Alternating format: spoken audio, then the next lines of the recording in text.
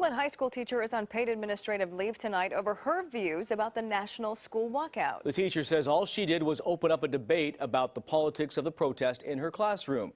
CBS 13's Lamore Abrams is in the newsroom with an interview you'll see only on CBS 13. Lamore.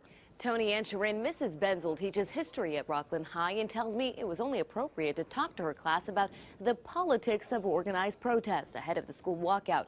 But she says the school disagreed with her views and told her to stay home this morning.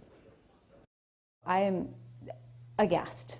Julianne Benzel says she never discouraged her students from participating in National School Walkout, but she did question whether it's appropriate for a school to support a protest against gun violence if it's not willing to support all protests. It's the best example I thought of at the time.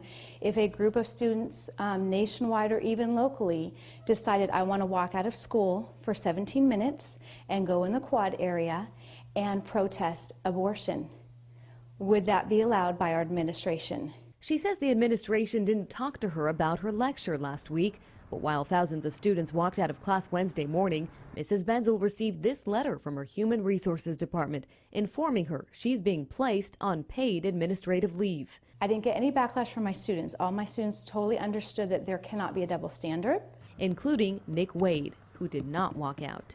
If we were to go to the school and say something like, I want to walk out for maybe abortion rights, then, they probably wouldn't let us because that's more of a conservative push. The Rockland School District won't say whether his teacher is in trouble because of that classroom debate. A spokeswoman provided this statement, reading in part, a Rockland high school teacher has been placed on paid administrative leave due to several complaints from parents and students. Very divisive inherently. For now, Mrs. Benzel hopes the National Student Walkout prompts a bigger conversation, not just about Second Amendment gun rights, but First Amendment free speech. But if you're going to allow students to get up and walk out of class without penalty, then you have got to be able to allow any group of student that wants to protest.